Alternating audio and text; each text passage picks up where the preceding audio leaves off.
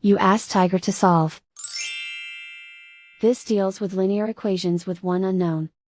The final result is I equals -3/4. Let's solve it step by step. Simplify the expression. Group like terms. Simplify the arithmetic. Group all constants on the right side of the equation.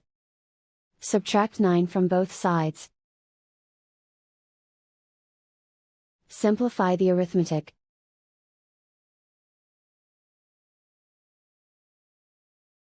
Isolate the I. Divide both sides by 12.